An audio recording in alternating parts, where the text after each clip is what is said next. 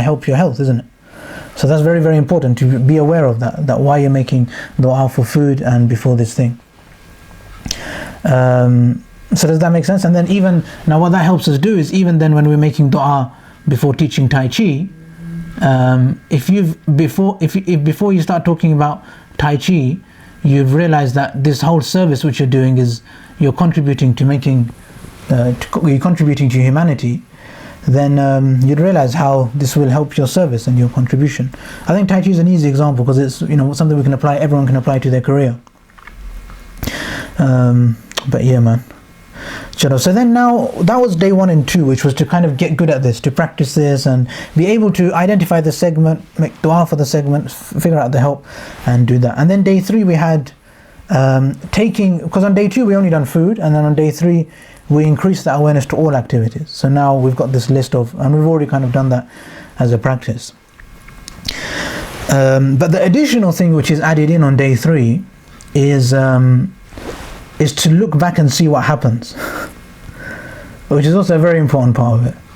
So now once you've said Bismillah and you've gone through this segment, whatever it is, you've had a lesson, or you've eaten food, or you've had a meal, or let's take a look at the list, or you've studied for 2 hours or something, or you've recited Quran, or you've done your exercise, or you've done your gratitude session, then after the session, after the segment is over, look back and see whether any of the things which you needed help with were helped.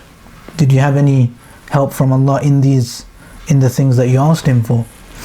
And looking back at that, and obviously the deepest way to get clarity on looking back on something is to actually write notes about it. So if you've got an app which you write stuff in, to write about that experience a little bit, to see how maybe you're able to get the help of Allah. So that's the main addition. So for today, the main thing which we're adding on is simply until yesterday we had identify segment, identify help, say Bismillah. Yeah. And now what we've added in is on day 3 of the dua course, is what we add in is to now not just do this, but also when you finish the segment, so identify the end point of this segment, and at that point trying to look back and see whether the help which you identified that you needed in that segment, how it turned up. It will definitely turn up, but how does it turn up? What does it look like in physical reality?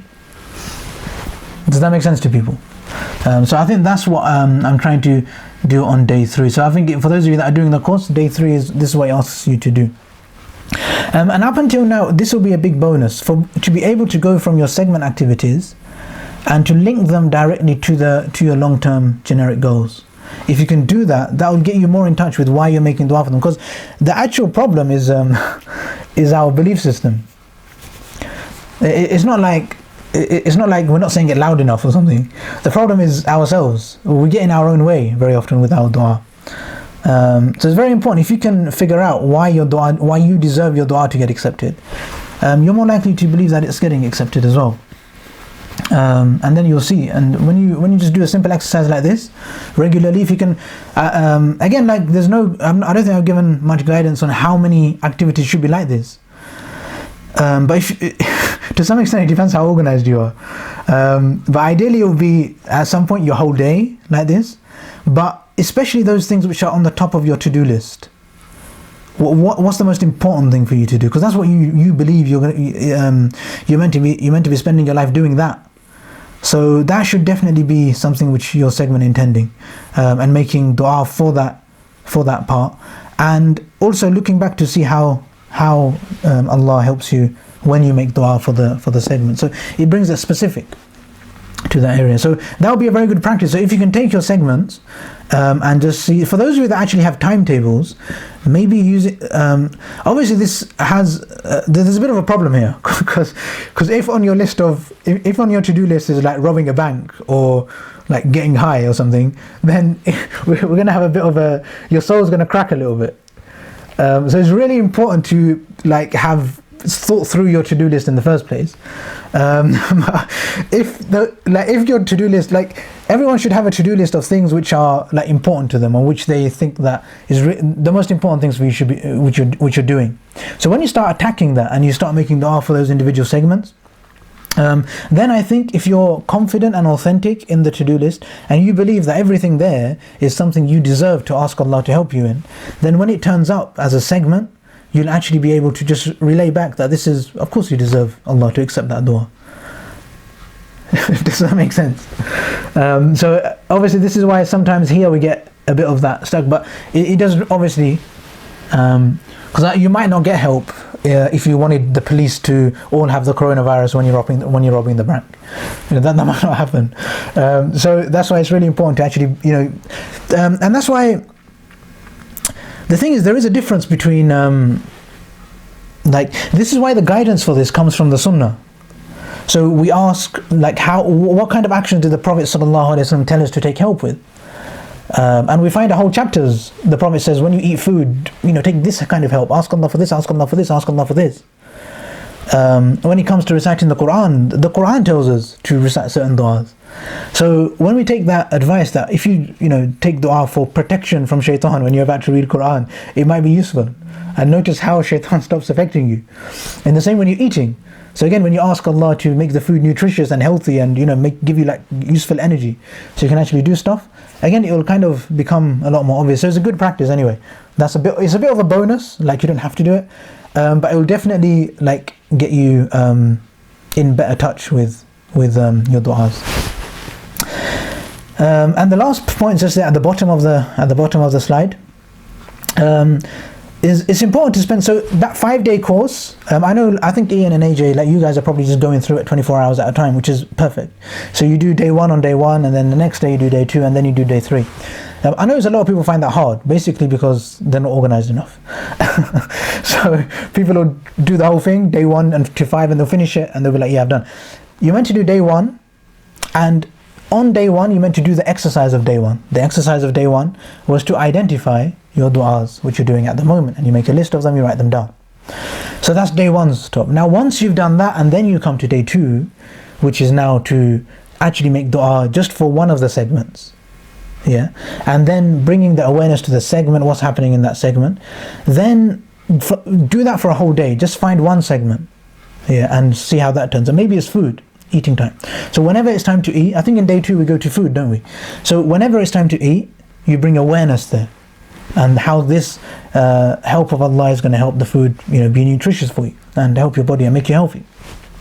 And again, if it was exercise, you could have just brought it to exercise. And then on day 3, we take this thing which we applied to just food and apply it wider. Now you apply it to work, now you apply it to studying, now you apply it to sleeping, now you apply it to even just walking into the room and meeting your wife. You apply it to the different segments of your day. And it's important to spend 24 hours on each activity. Because if you try and do them all in 5 minutes, or in 25 minutes, it's not going to work as well. So it's important to leave a break. So when I'm teaching people, sometimes people don't understand the importance of actually following the rules. So I was telling someone else as well, the importance of asking questions as opposed to just skipping and trying to get to the list. So for example, with a lot of the work we've done around curiosity, for example, if you're doing a gratitude exercise, it's important to ask the question that what's going right, and leaving a gap, and allowing something a bit bigger than your little mind to answer, and trying to hear the answer from there. Because a lot of the time that's what we're doing, we're leaving a gap to actually listen to the answer sometimes. So that's also very important, that when we're doing that instead of just jumping and trying to, because what happens is sometimes we think we've done it before, so we just shortcut, and that's not good. So if the rule is that you ask the question, you wait for the answer, and then you try and understand the answer, then it's important to follow that rule. The rule here, if the rule is spend 24 hours figuring out your du'a, then it's important to give that 24-hour time for your soul to just ask the question, what is my du'a at the moment? Then move on to actually trying to make some kind of change. So it's important, and it's natural. We do love thinking that we know everything. So it's important to try and just take that gap and pause for a minute and pretend you don't know. Anyway, people, man, any questions so far? I'm gonna leave a gap for questions. Anyone want to ask any questions? Okay, that's good. I'm changing the rules a bit here, as you guys can notice. So Also, if you guys can use the chat, that would be really good as well. So if while I'm talking, you get any questions, then use the chat to interrupt me, basically. I know some people have chat stuff. Oh, Sister Gulsen's put something in the chat.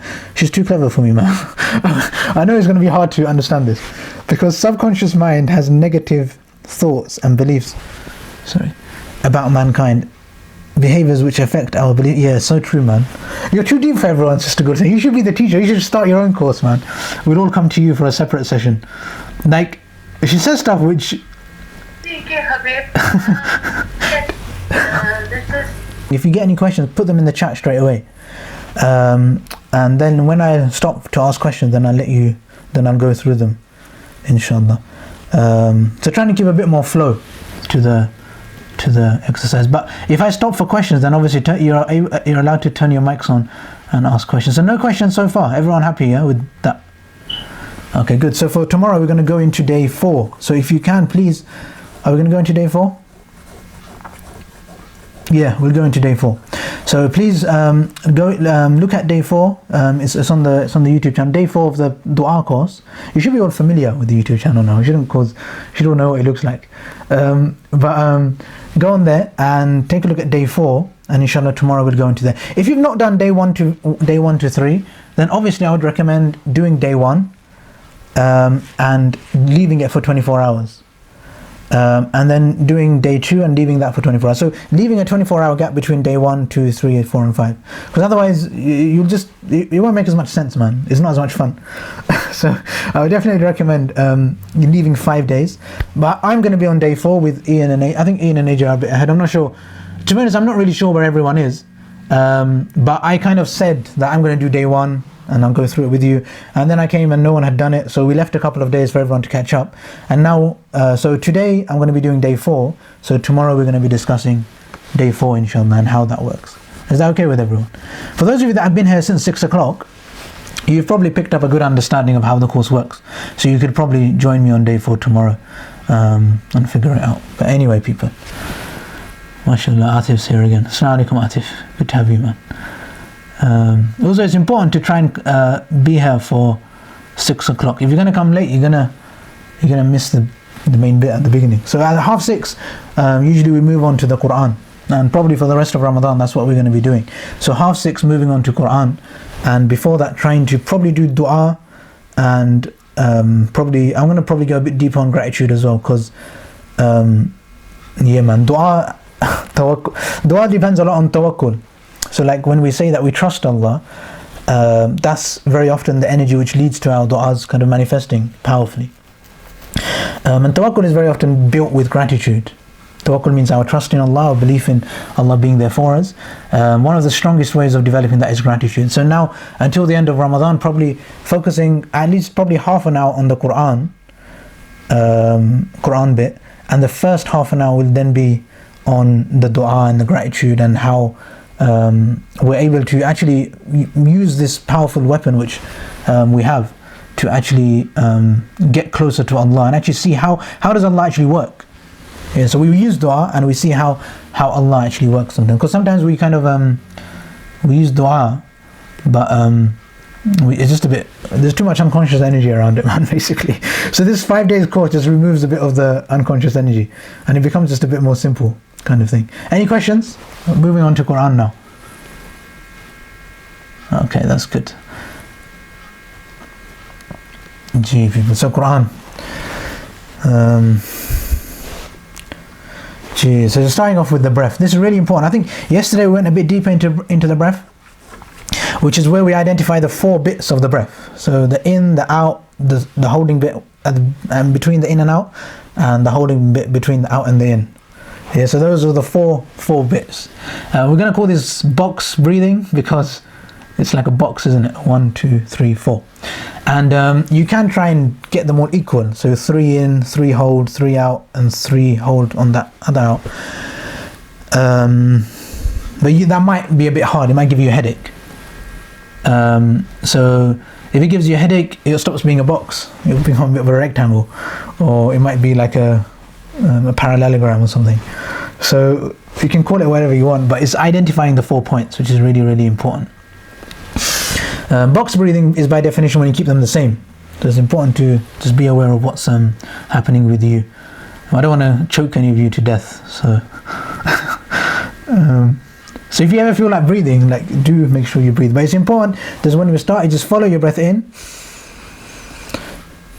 and hold your breath, follow it out and hold it again.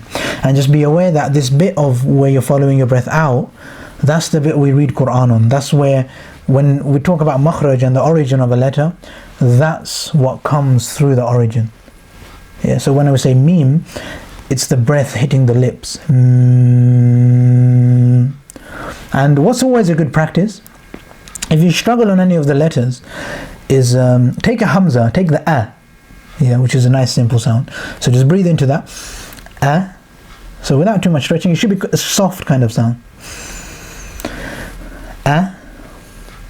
Good. So you say that and take that sound and join it onto your letter, whichever letter you're struggling on, or whichever letter you want to figure out the makhraj of. Yeah, the makhraj is the origin. So let's say we want to figure out a tongue letter. Let's say dhal. Yeah, so dha. What's the makhraj of dhal? You guys should know. You don't need to shout, but if you want, you can put it in the chat. So if you want to be clever, but it's basically the tongue touches the bottom of the what? Is anyone going to put it in the chat? Does anyone know? Let me see. No, man. No one's putting it in the chat. Okay. Teeth, yes, the bottom of the top teeth. Hold on, Ian. So we're doing the dhal, innit? So it comes here. That. So try and notice where your tongue goes. Awareness to the tongue and awareness of the breath. So that. Now, what I was actually explaining to you is if you can say a and join it onto the that and just focus on the origin sound. Because the problem is, once you say that, you've actually lost the origin. Yeah. But instead of that, if you do the opposite and just go from a onto the origin. So,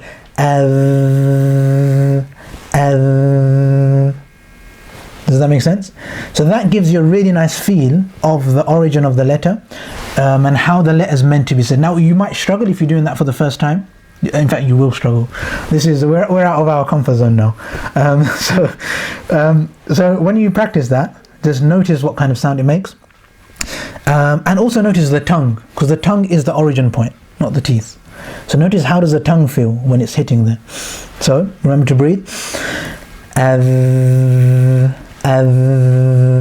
see, it should be quite soft. So mine's quite soft, meaning that it will nicely vibrate off. So when you come to it, you won't have loads of unconscious energy. You won't get scared and try and run away. You'll be able to go into the letter, which is quite important. I'll give you all a couple of seconds to internalize that. That's just the dhalia. So there's 4 makhrajas. So we've done the kind of sound. That's quite simple. But it's not a waste of time to practice it. Like some people think that because it's easy, we'll just shortcut it. And this is where, when you stop following rules, this is where when you try and just shortcut it straight there, you'll jeopardize your whole process.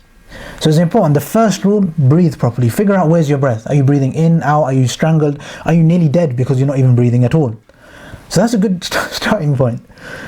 And once you realize that, then we come on to, okay, now we're reading Quran. This is an interesting thing. Figure out, there's 4 makhrajas of all of the letters of Quran. Yeah? 4 makhraj: throat, empty space, tongue, and lips. Yeah, so let's play with that. Okay, we played with the tongue. Okay, that's good. Some of you got a bit scared because you looked a bit silly, but don't worry. Then we'll focus on the lips. Yeah, how relaxed are your lips? So let's go for the meme. And keep that meme sound going. That's, if your lips are relaxed, you should be able to keep that going forever. So you feel a bit of vibration in your lips. Simple, yeah? Okay, I'll slow down a bit, man. So take your time with that. And then now another letter which comes from the lips is the fa. So teeth hit the lips. Now notice your breath. It's your breath hitting your teeth, which is then forcing your breath onto the lips. That's why you're getting the fa sound. So now we're going to start with the f. and it's the breath sound which you're going to hear, which is the fa. So it's important. That's easy, just lip letters, empty space. Throat letters is the hardest one. We done tongue, isn't it? We do another tongue one. What? Someone say another tongue letter. GB, but tongue letter. Who knows one? In the chat, or you can quickly unmute yourself and say it. Does anyone know a tongue letter apart from that? Which we call ba? No. How is ba? Ba's not a tongue letter. Atif's got it right. MashaAllah, Atif, well done. La, tha. Yeah, Shushil, you're right. MashaAllah. Sorry, Abdul Aziz. Good. So tha is a tongue letter. That's probably the easiest one to understand because that's the same as dhal. Dhal, tha. They both come from the same place.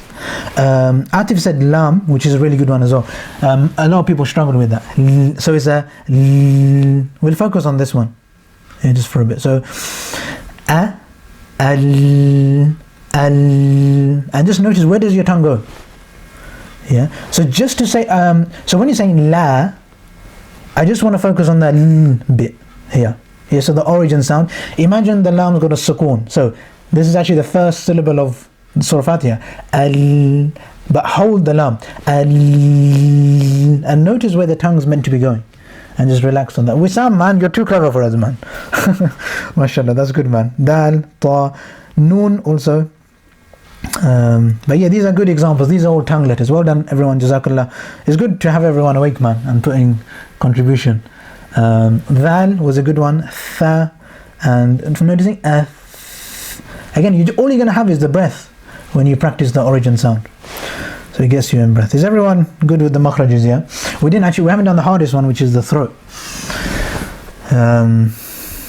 But again, when you breathe, you'll notice the awareness in your throat again. And just noticing, we'll do the empty space first. So which is the hamza. Being comfortable with that. And then breathing in and using your whole breath just for the go all the way till you run out of breath. Good. So that's the exercise to make sure that you actually are ready for this. And try once more. We'll do ya this time. Ya. And just notice the ya riding your breath.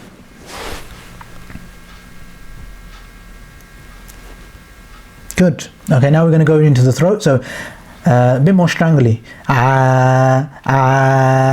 So this is the ayn sound. Noticing it in the throat. No forcing, no panicking, no running away from it. Just breathe and notice it come from your throat. You don't have to force it at all, not even at the beginning. If you just notice, it's a very, very soft sound. There's no strangling involved. Nobody suffocates to death here. It's just breathing. And if you smile, it will be easier because your tongue will flatten. So your tongue won't get in the way. So that's the ayn sound from the throat, and the ha. And if you want to stretch it, again, you'll notice it just becomes the breath when you hold the sound of the origin. And that's where the ha comes from. So instead of bringing the breath from the mouth, you just take the breath slightly further down. You stop the breath slightly earlier, and you hold that sound. Yeah, again, I'd encourage you to practice this for a whole breath. So breathe in, and notice your breath all the way to the end.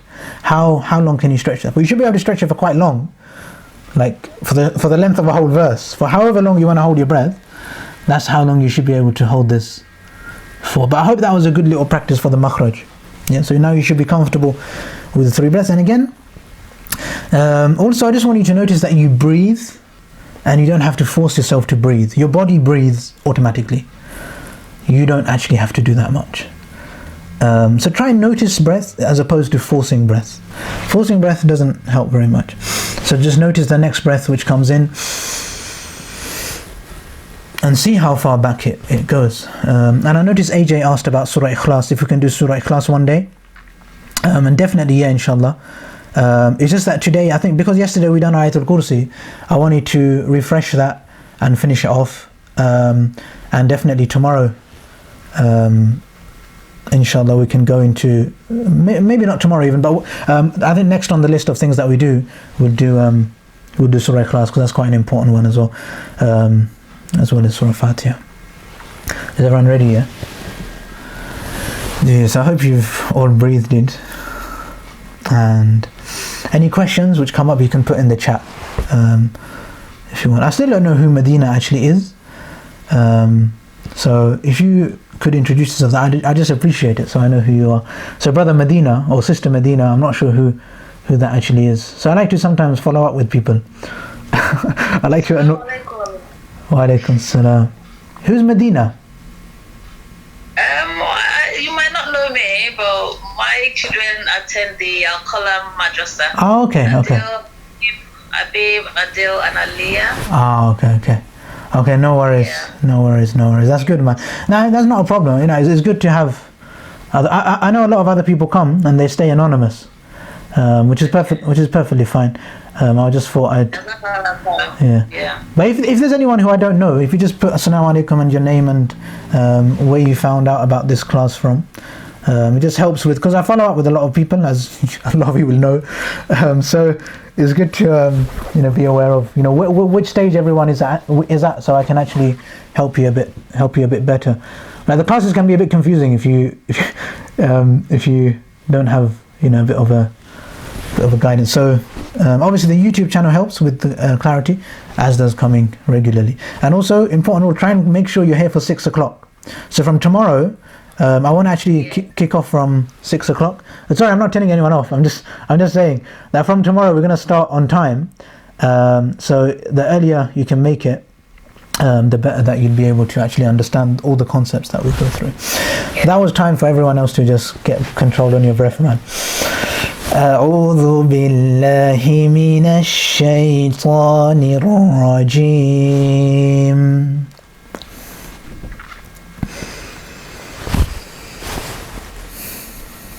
بسم الله الرحمن الرحيم. Good. Remember to breathe, and remember Bismillah is the thing that we use for all our segment du'as, isn't it? So it's good to say it properly. The most important part of it is Allah, because that's where His name comes. So smile, mil, smile-ish, and then the name of Allah is going to be empty mouth as well. So the lams here are not going to go round. Yeah, this is the magic of the name of Allah. So Bismillah, but you have to hold the lam because the lam has shadda. Yeah, so all this exercise, remember to breathe. Mil, hold the lam, because you're holding that sound, then you're going into the la sound. Yeah. So just remember to breathe and integrate what you just heard. Mila. And smiling the whole way through, because they're all flat. Mila. And you'll notice when you smile, your tongue will flatten, and you'll find it easier to say the lam sound. So smile. Breathe first. Mila. Good. And now just breathe, and remember this. You're good at this now. Bismillah. Rahman Rahim. Bismillahir Rahmanir Rahim.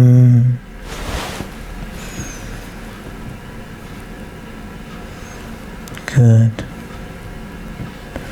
So we'll go from Ayatul Kursi, yeah? Is everyone ready, yeah? So we done, for those of you that were here yesterday, we done the first 2 lines yesterday. So we're going to revise those, and then we're going to try and carry on a little bit and see where we get up to, and then maybe revise everything that we've done.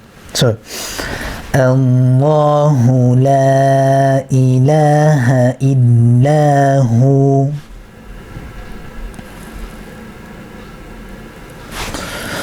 Good. So at the beginning, I just want everyone to exaggerate on the lip movement as much as you can. So what we've done so far is learn that the lips are quite important, the tongue is quite important, and all the origins are quite important. It's important for them to be relaxed and fully function.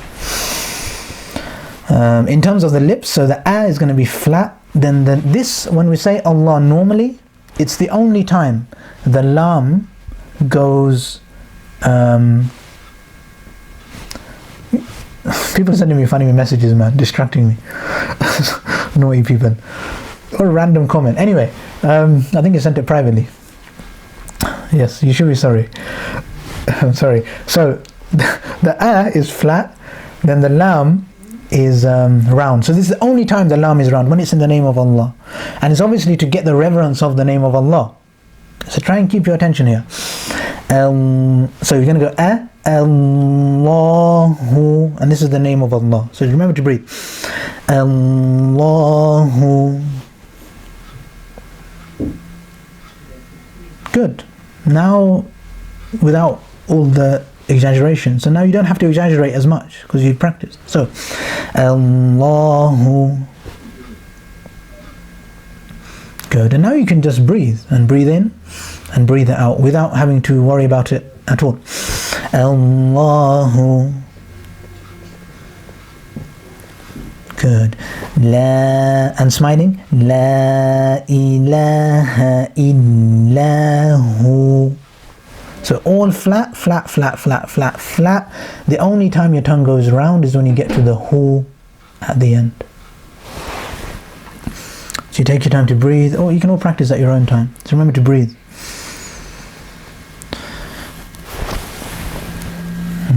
I'm going to get ready to do that whole thing, yeah?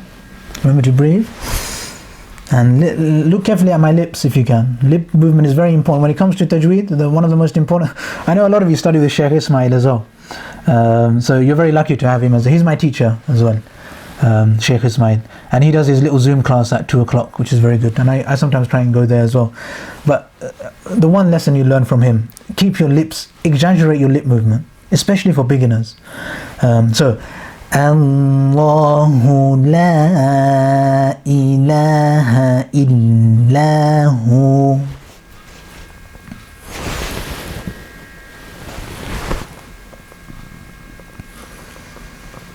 Good. So now we've exaggerated. Now the next step is to not worry about the exaggeration so much. So remember to breathe and realize that you've practiced this, and it's going to come more naturally than it ever has before in your life. Especially the name of Allah, and that's might give you the momentum to carry on. Remember to breathe. Allahu la ilaha illahu. Good, mashallah. Good, mashallah. So you'll carry on. It's going to be flat, ha, flat, hayyul. That's going to come round. We're going to hold the ya sound because we've got shadda. Yeah, because the ya sound has a W thing. We're going to hold it. So practice holding. Ayyu. Just with the hamza. Ayyu. So you get comfortable with the ya sound, where it comes from and everything. It comes from the middle of the mouth. Al-hayyul. Yeah, some of you might have struggled on the ha because it comes from the throat, and it's very normal for the throat to tense a bit. So just practice the ha if you can. Ha, ha, smile, ha. And now we're going to go from ha, smiley, to the ya, which is soft and round, and hold the sound. I know that sounds like a lot of information, but it's actually very easy.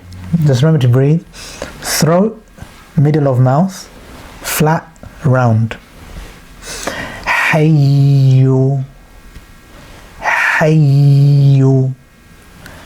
Hayyul.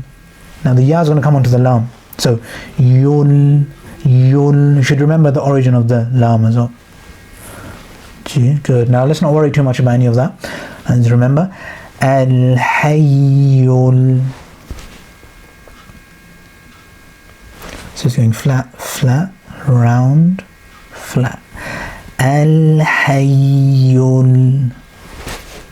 Try, and if you can, watch the screen and watch my lip movements. Al-hayyun.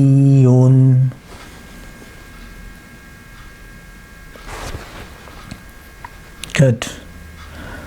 Then qaf, qa. So it's a round letter, and the origin of the kaf is kind of not the tongue. It's the back of the mouth. So we say for the kaf and the kaf, they both come from the back end of the mouth. So if the empty space is where wa and ya come from, these come from towards the back. Yeah, qa, qa, qa is one of the hardest letters for most kind of African speakers and Urdu speakers, because it's quite soft, and we tend to go qa, and we go really over too hard. But anyway, so we don't expect perfection today. So the qaf is going to come onto the ya, which is going to be round as well. So qayyum. Yeah, so we're going from round. The origin of the ya is flat. Then we come back round for the dhamma. So qayyum.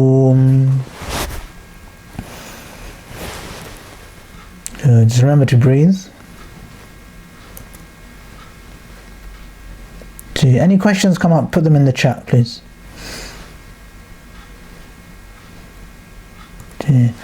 Al-Hayyul Qayyum.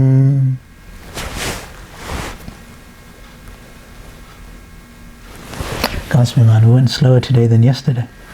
But I think those are some very important letters, especially with that. Most of you will probably still be struggling with the qaf, but the rest of them, the letters need kind of that softness. When you can give them that, you're able to read through without worrying too much about how you're reading. We'll move on to the next bit. لا تأخذه. Good. Again, the kha will be a little bit hard. Khu, so it's the top of the throat. This is the throat letter. خذوه. لا تأخذه سنة. So سنة.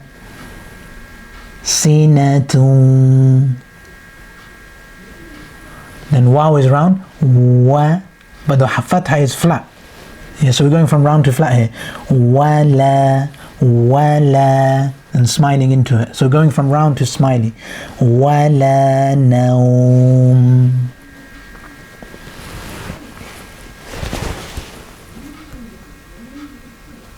Good. Sinatun wala naum.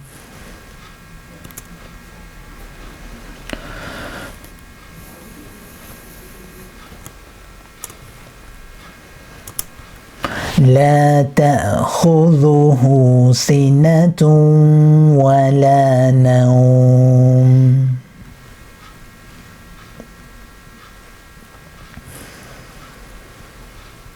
Good. So moving on to the lahu, yeah? Try and follow the Arabic as well.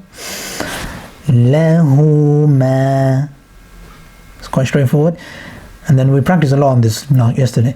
في السماوات وما في الأرض. And remember to breathe and just realize the less force you use, the better it will be. So don't try and use too much force. And try and stop using your brain. sorry, that doesn't sound very... When it came out, it didn't sound very clever. But like, try not to use your brain so much. Try not to think about it so much, because you've practiced the letters. So you have a certain kind of skill set which you can fall back on. So you don't have to, be so perfect in everything. Now maybe you might do a bit of it wrong, but getting the mistakes is what will get you to learn. The Prophet ﷺ mentions in a hadith that people that read Quran nicely, they get some reward. But the people who read it and make mistakes and really struggle and push themselves, they get double the reward. So it's very important to be in that space where we're actually pushing ourselves and actually making mistakes. That's kind of the implication. That the Prophet ﷺ doesn't mean that read it wrong, but it says push yourself to that limit where you're actually growing every time you read the Quran, as opposed to just getting through with it. And I think we mentioned this it's important to get into the letters. له ما في السماوات وما في الأرض.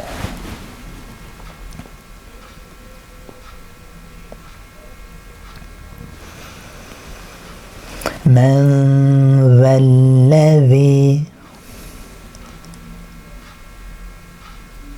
Good. So Remember to breathe. A lot of people get stuck on the val. Come here. Val.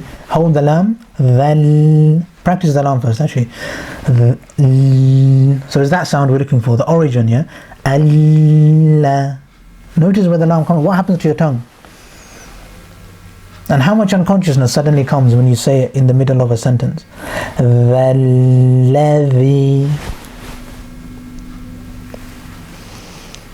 The unconscious energy is painful, man, sometimes.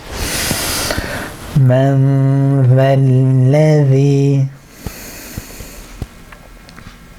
Good.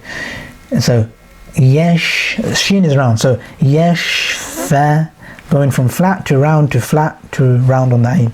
Yashfa'u, au, yashfa'u. Good, remembering to breathe. Yashfa'u.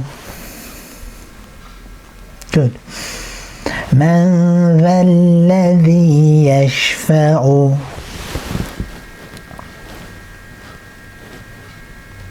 Good. Remember to breathe. عِنْدَهُ إِلَّا بِإِذْنِهِ.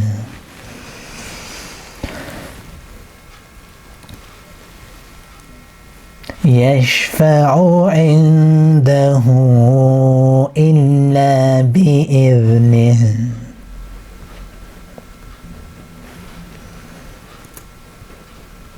Good. And remember to breathe. And remember, you've got more than enough breath. The only reason we run out of breath is because we start panicking about running out of breath. If you just didn't worry about it so much, you'll be fine. Sorry, man. When I say things out loud, they're funnier than I think in my mind sometimes. So try and stop using your brain and stop breathing. Stop worrying about breathing. It'll happen by itself. من ذا الذي يشفع عنده إلا بإذنه.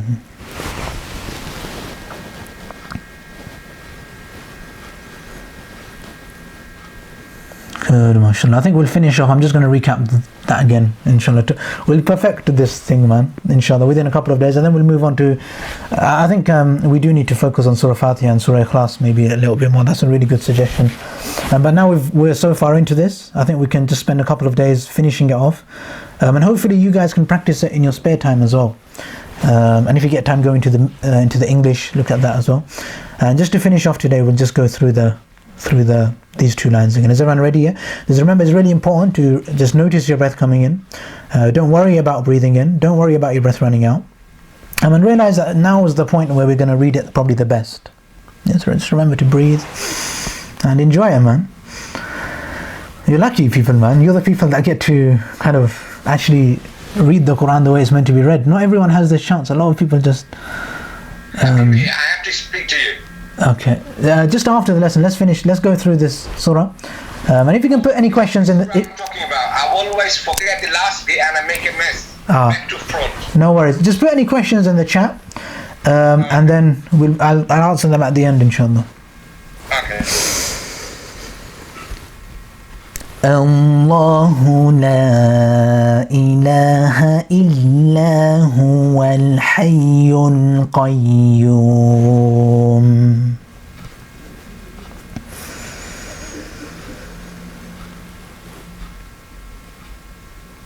Good. And just an awareness of your lips, your tongue, all the makharij, awareness of makharij, all four of the makharij, origin.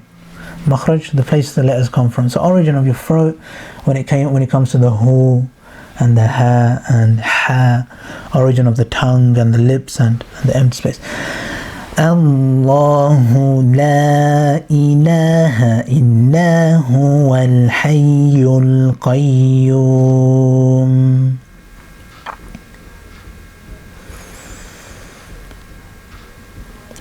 لا تأخذه سنة ولا نوم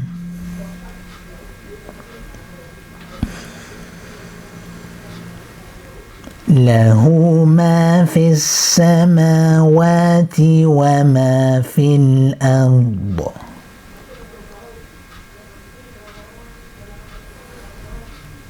The last word's quite hard, and I don't want to go too deep onto the dad because it's a bit of a confusing letter.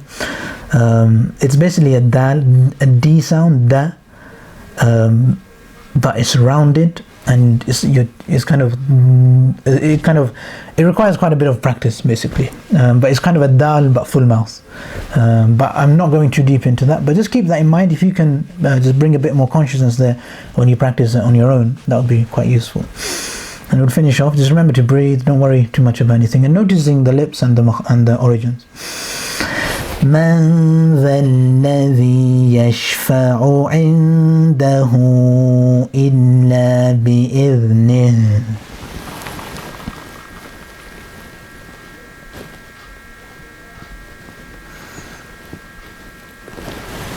Good, mashallah. Hope that was good with you guys, man. We'll leave it there, inshallah, and you can practice that. Inshallah, tomorrow we'll probably move on and do maybe another half a line, maybe another line, and try and really get this, solid. So this is something, once you've perfected it, and even now most of you can probably read it in your prayers. So instead of just limiting yourself to some of the smaller surahs, you could push yourself to read this in one of the, maybe in the first unit of your prayer. I know some of you will still have to learn it, and it might take a couple of days, maybe the whole of Ramadan, to really get it proper. But also when you practice this like this and slow it down, you'll become better at the letters. So you can take that heightened awareness of the letters, and when you're reading Surah Fatiha, you can just ask yourself, which letter is it? So at the beginning, Alham. Now you're good at Lam, you're good at Ha, so you're able to bring the heightened awareness which you've got about letters into your practice, even when you're praying Salah or practicing for your Salah. And for those of you that read even more, like you might read a whole page.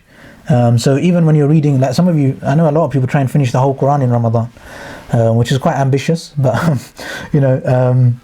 but especially if you're reading like 1 or 2, 3, 5, 10 pages every day, then again, just bringing that attention to those pages as well. Definitely not trying to separate between practice and practice and recitation, and the Salah itself as well, man. But yeah, man, that's it for today. See you people tomorrow. I was going to do that, but yeah, so just to summarize today, actually, before we finish, is we started off with the segment dua. So this is why it's important to come on time, because otherwise you're going to miss the whole first half an hour, which is kind of the theory which we're doing. So we're taking the ideas of how to make dua, and how to make it like actually make sense. Because very often people have so much unconscious energy around it that they're just making dua for something and pretending that they know what they're doing. I think that's an easier way to kind of sum it up, but there's so much unconscious energy that we actually become a bit blind to the things which are right there in front of us. So the segment dua, making dua for that segment, identifying the segment, identifying the help, seeing the help, and then it kind of it kind of raises your spiritual fitness to some extent, like your ability to notice how your soul works and how Allah works directly. So you kind of become like more aware of that. That's very important. So that's what we do at the beginning. So we practice dua and gratitude and stuff like that. And just to summarize today, the main homework, the main new thing which we learned was that, as well as finding the segment, finding the dua, the help that we want from Allah, also checking to see, after we finish the segment, what help of Allah did we have in that segment. Does that make sense to everyone? So that's the additional thing which we're trying to do for today. And also we've done Quran, we've done the vocal bit, we've done the breathing bit, and we didn't do the light dua today. But inshallah, that's what we'll be doing tomorrow, inshallah. So anyway, I'll see you guys inshallah 6 o'clock tomorrow, and we'll carry on inshallah.